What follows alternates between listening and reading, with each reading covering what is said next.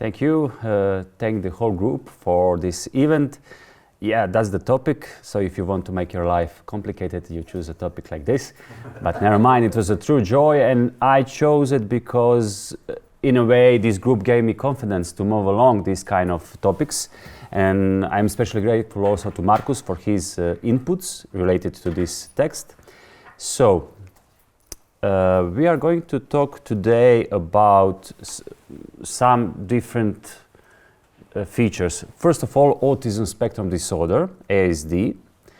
Then restricted and repetitive behaviors, RRBs, and among them insistence on sameness, ES, for instance.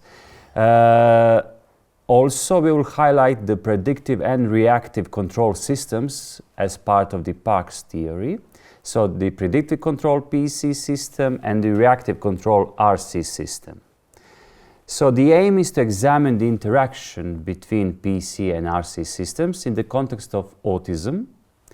And also we would like to emphasize contributions of inferior frontal gyrus, EFG, and anterior insula, AI, that are important in PARCS theory. And we want to see if they can be related to influencing RRBs or IS behaviors. So basically the idea is the following. Usually when you have some kind of framework, theoretical framework of how neurotypical behave or what they do, you want to test this kind of theory. And autism often comes in handy because then you can relate certain behaviors that are not present in neurotypicals, and then you can compare these two levels, neurotypical and in this case autism, and then see if the theory that you want to confirm can be confirmed with autism. But for instance, in theory of mind or in mirror theories and so on, autism was also used. But you will get the sense as we move along. So most of the text I put on the slides because of my English, so pardon me if I'm reading too much and not directly talking to you. So the first thing is a little bit about personalistic theory and the PARCS framework. So we heard a lot about personality psychology yesterday and today, but I will just give it a shot also. So it explores individual differences expressed through the dynamics, processes and functioning of a person. So it basically wants to understand individual differences and their dynamics.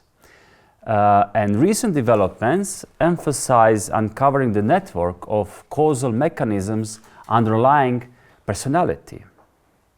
Topps and his colleagues, including Marcus, introduced an integrative theory grounded in neural systems. So their theory builds on the predictive and reactive control systems framework. The basic idea of this framework is that there are two cognitive affective large-scale brain networks, the predictive control, PC, and the reactive control, RC systems. So what are the differences between these two systems? So the PC system governs behavior when we are talking about stable, predictable environments. It's leveraging learned patterns and internal models to enable planning and execution of actions. So when you hear PC system related to stable, predictable environments. So PC system encompasses many different neural networks that you can read on the slide. I will not go through it here, just for more easier communication. And the second system is the RC system, and it's related to the dynamic and unpredictable environments. So it's trying to adapt behavior in real time through feedback processing. So it excels at detecting and responding to novel and significant information, narrowing attention to the immediate context for effective action. So basically, you can hear the word predictable and unpredictable. So this is being developed in theoretical framework that's borrowed from physics and mathematics, from Bayesian theory, meaning that they consider the brain to be some kind of predictive machine all the time, predicting what the future scenarios in our surroundings will be. And the brain is then comparing the sensory input coming to it, and if there is a mismatch between the internal worldview of what is happening right now and the sensory data, it will update the internal model of the world. So the PC system is the one for stable and predictable environments, and the RC system is for dynamic and unpredictable environments. Then again, the Tops and colleagues also identified certain neural structures that RC system includes, and I would like to highlight here amygdala, the anterior insula AI, and EFG. Okay, so that's a little bit about PARCS. So the idea is that individuals that PARCS framework wants to elaborate the differences in behaviors. So individuals vary in their reliance on predictive and reactive control systems, in general, in specific contexts, or when addressing challenges. So these differences between PC and RC communications also influence how individuals update these internal predictive models, particularly when they are integrating novel information. And this variability, this difference is especially pronounced in autism, where control strategies and information processing patterns often diverge significantly from typical behavior. So this is impacting the adaptability and responses. So basically we are talking here of a mismatch between the systems, between their functioning jointly, and how is this affecting individual way to adapt to certain processes, to environment. So the topic is basically the adaptability to change in the environment. So this is the core dynamics between PC and RC systems. And now, in these systems, there are these neural networks or areas, the EFG and AI, that we will focus on, and they play a particularly important role in functioning of the RC system. So again, RC system is when we are talking about unpredictable situations. So in the right hemisphere, the EFG is involved in the initial response to novelty and saliency. So it coordinates the appraisal of emotional stimuli, performance errors, and other feedback-guided aspects of RC. The left RC system, on the left side, left hemisphere, integrates novel information with existing internal models.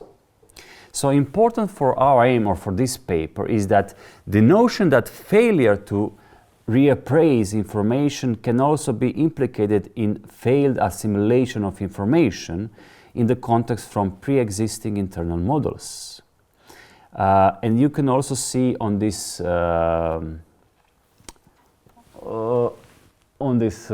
map, we can call it, that's from Tops et al., how basically this flow of information in novel systems. Now the left hemisphere, or the left EFG, is also crucial to assimilate novel and emotional information, whereas the right EFG is implicated in the immediate appraisal of a stimulus. So that was just basic ideas from PARCS theory. And now we come to autism.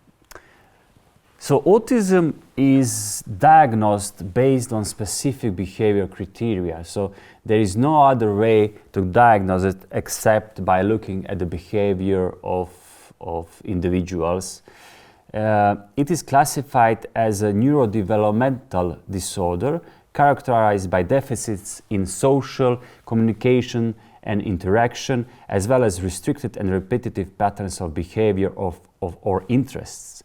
Now, although we have certain updates on classification of autism, it still needs to be said that this is still a field that's being heavily investigated, and that now that we see that so many people or children are affected, for instance 1 in 36, or in global child population some of 1% even, because this is not a matter of some kind of pandemics of autism. No, this is just a matter of better diagnosis of the conditions, of better awareness of the condition as such. So given that it is a spectrum, it means that autism can include a wide variety of phenomena, from individuals with severe intellectual disabilities to those with, for instance, above average intelligence or exceptional abilities in high functioning autist persons. So there are some core traits that are included. So the first one is difficulties in forming social connections. The second one is challenges in recognizing and understanding others' emotions, theory of mind. Also impairments in communication, and restricted and repetitive patterns of behavior, interest, or activities. Further on, strong attachment to specific objects, narrowly focused interests that also come along in RRBs. Now, RRBs are the ones that we are focused on. Oh, sorry for skipping the slide. So the important thing is to mention is that there is this biological heterogeneity in ISD, which means that it can also be accompanied by different other diagnoses, for example, mental retardation, epilepsy, anxiety, and so on, which then means that there will be unlikely chances that neuropathology of autism will be identical across all individuals with autism, which means that different brain regions may be associated with different diagnostic markers of autism. Now, there are numerous ways that you can approach autism in neuroscientific studies. So, for instance, you can measure size of individual structures. So there are now strong evidence that there is a different growth rate from birth in autism cases. So it speeds up, then it slows down. You can approach it from difference in structures. So for instance, we will see that amygdala is much larger in cases with autism in kids. But also you can approach it from the perspective of connectivity, that there is a difference in connectivity. And now there was also last year a very important paper about synapses, how they are reduced in persons with autism. Okay, we mentioned that, so we can skip that. So I tried in this paper to single out one core trait, and that's RRBs. So according to DSM-5, RRBs are categorized in 4 distinct groups: stereotype or repetitive motor movements, so how they use object, how they speech, stereotypies, or when they line up their toys. If you try to move one toy out of, I don't know, 50, they will get upset and they will notice the difference. This is very important. So in these kind of cases, they can notice very slight differences in what they set up. So for instance, this is very positive trait for IT companies. So they can recognize mistakes in algorithms that basically non-neurotypical can recognize, and so on. Insisting on sameness means that they are very inflexible. They want routines. They want ritualized patterns of verbal, non-verbal behaviors. They get distress and changes. They are very rigid in thinking, how you greet them, of food order, when they eat, when they sleep, what to do, and so on. They have fixed interests. So for instance, back in Center for Autism, you have kids that know everything about Korean products, for instance. So if they are interested in Korean products, they will learn anything about it, but they will not know some other very routine things. they are also hyper reactive to sensory input, and we will see why is this important. So, for instance, churches are really often autistic-friendly spaces. And there can be even more autistic-friendly spaces given the calmness in them, the stability of not changing colors or sounds and so on. So RRBs are also observed in various neuropsychiatric conditions, and there is still no consensus on their classifications. So I looked upon, and the proposed models range from 2-factor models to even 6-factor models. So broadly speaking, RRBs can be divided into 2 categories: repetitive sensory motor behaviors and insistence on sameness. There are 3 primary methods for assessing RRBs: parent interviews, observational techniques, and questionnaires. There are some gold standards here also, but I will skip certain things so we can move on to literature review, so we can see if we can find evidence linking PARCS theory and RRBs. So the first thing is that from neuropsychological perspectives that are developed, RRBs are linked to, in some cases, impairments to executive functions, in other cases to reward systems, and from another perspective to abnormal habituation, meaning that in typical habituation, responses usually diminish over time to non-threatening inputs, but in autism, these responses can be reduced, or they can even be faster habituation.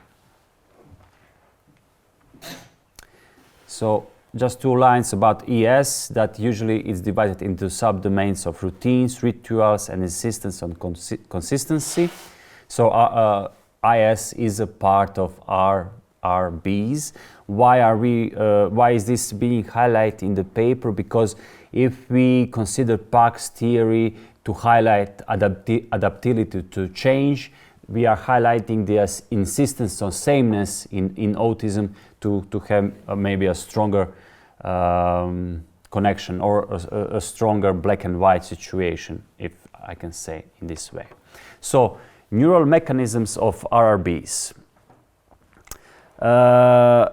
Noriega notes significant differences in connectivity between various brain regions, where you can distinguish individuals with severe, those with mild, and those without RRBs.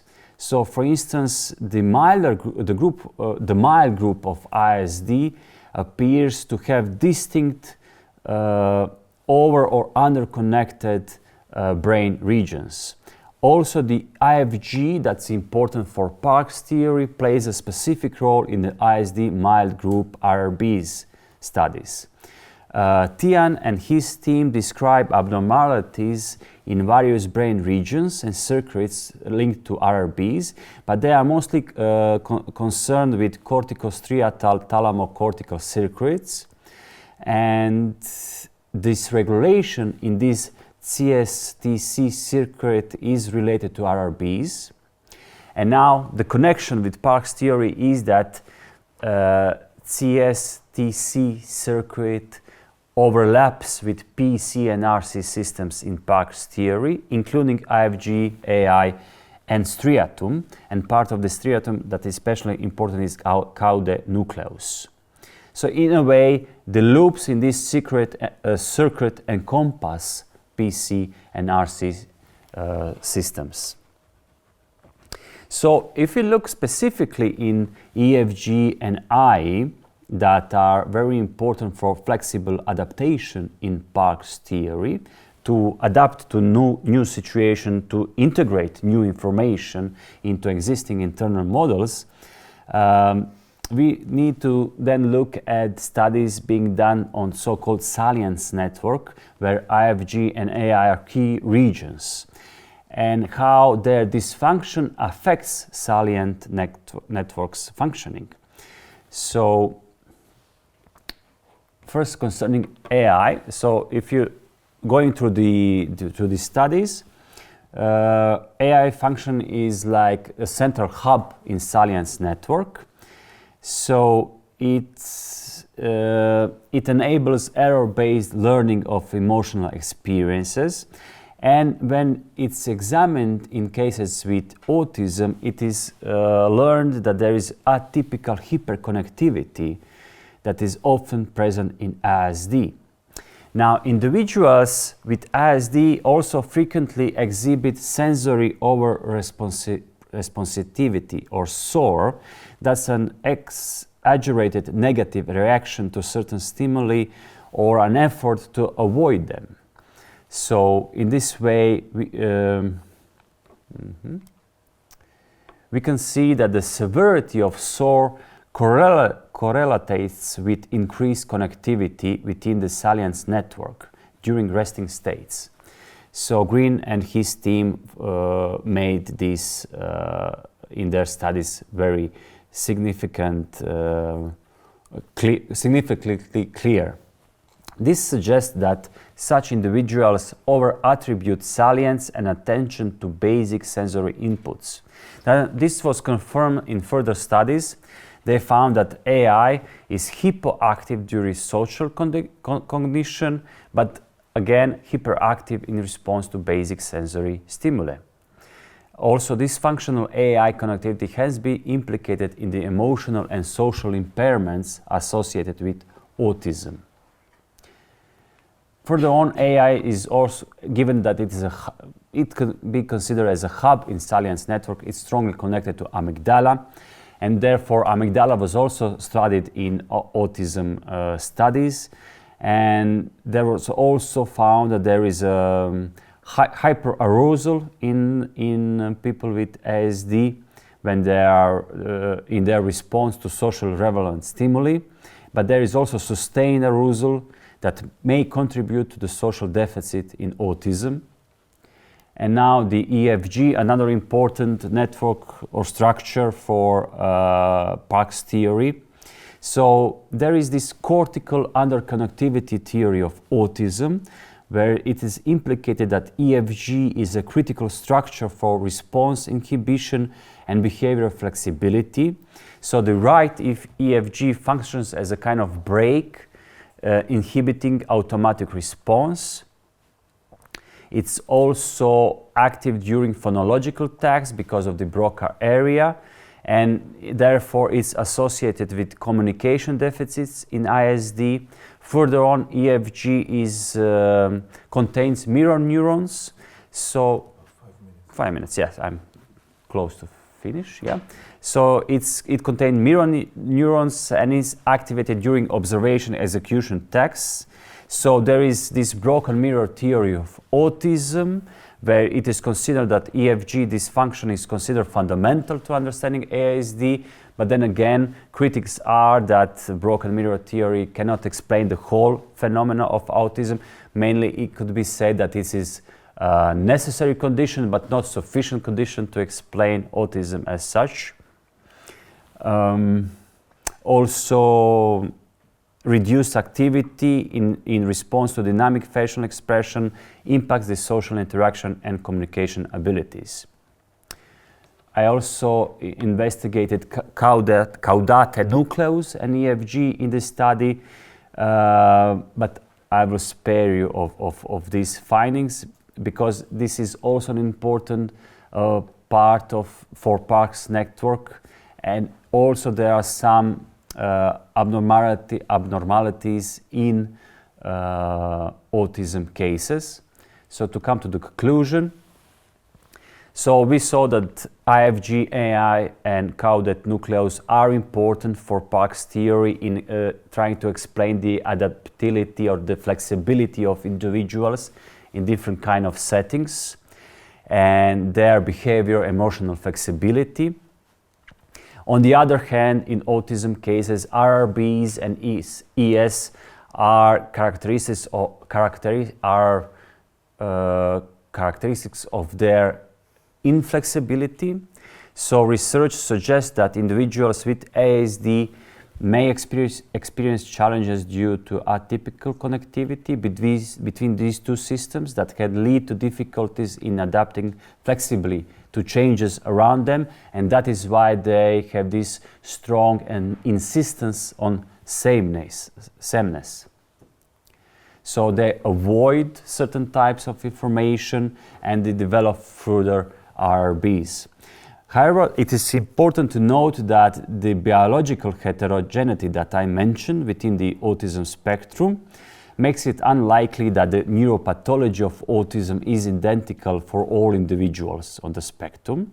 Also, there is a very significant question mark here, is that whether the differences between individuals with ASD and neurotypical individuals cause autism, or that these differences are a consequence of autism. This is still unanswered. So it could be that the integration of these findings into the PARCS theory enables a more comprehensive understanding of the interplay between neural mechanisms and behavior manifestation in autism. And the future research will need to refine the IRBs, the conceptualization of IRBs, so we can better understand what kind of behaviors are we investigating at the moment. And then this could guide to further development of targeted interventions in the cases of autism. So thank you for your patience.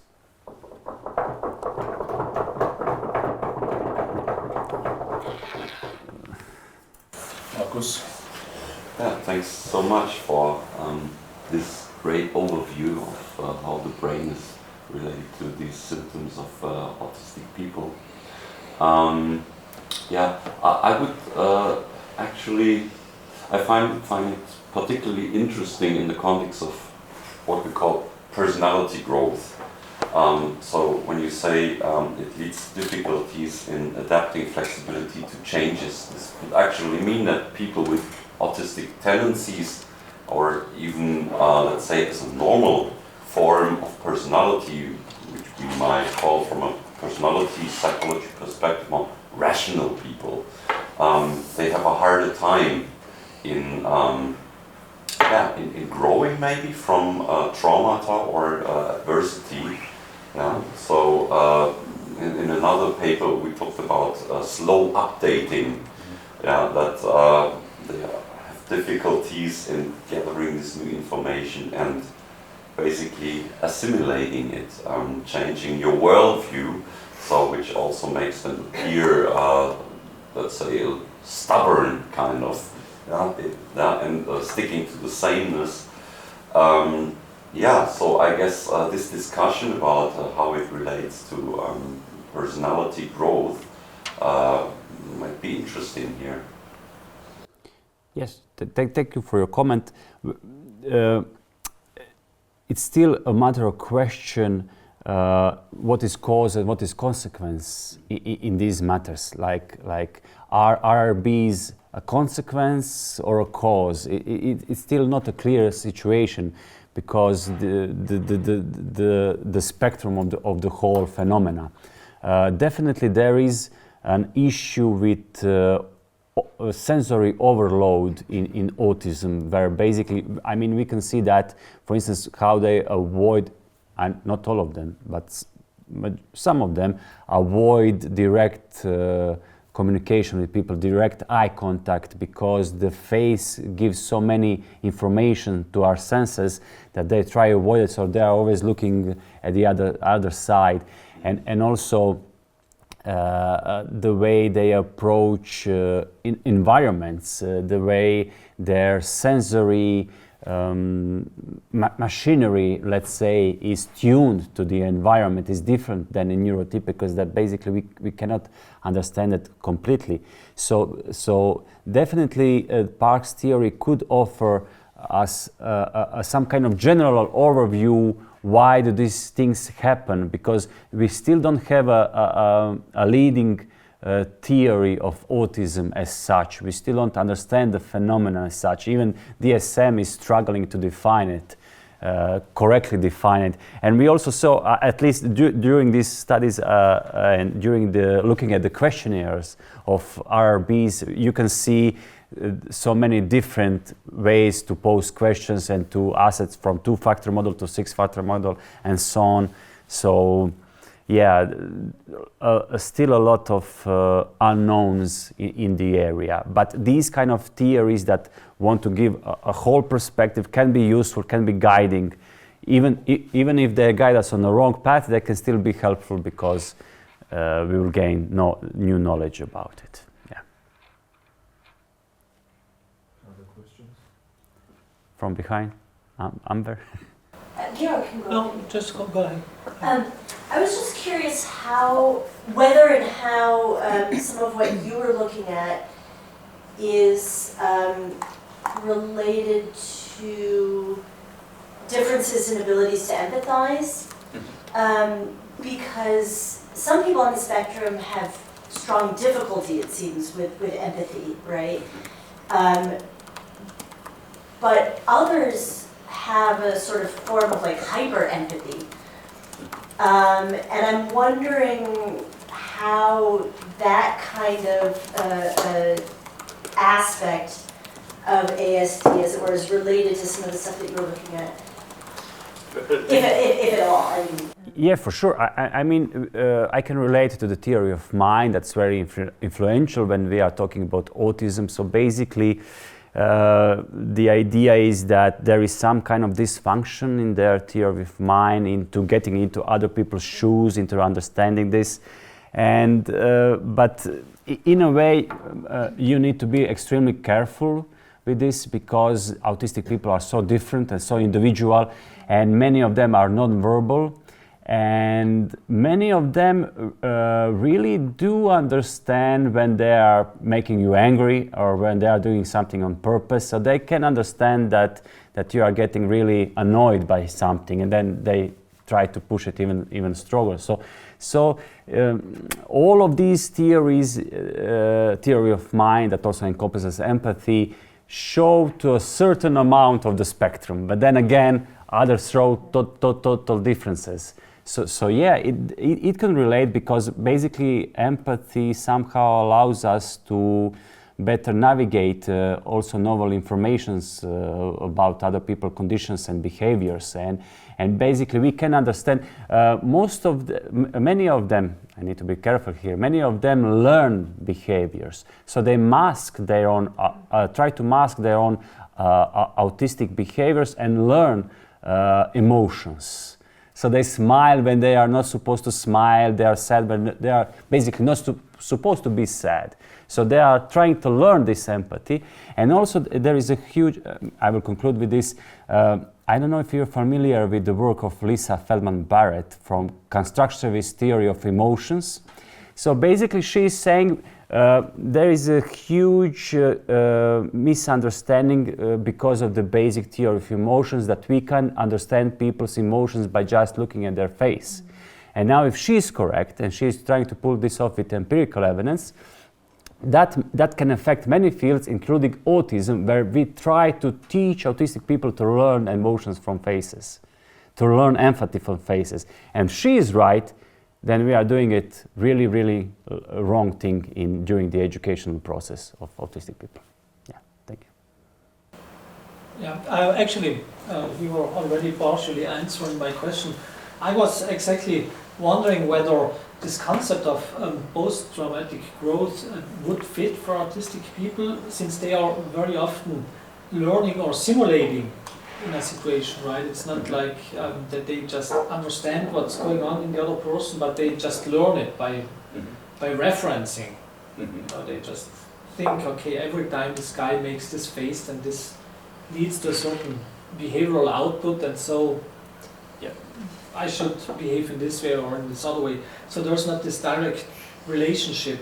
And so I was wondering whether can they grow as we grow after certain traumatic experiences, or would they also say, okay, other people in these situations, they behave in this way, so I should also try to adopt my behavior accordingly?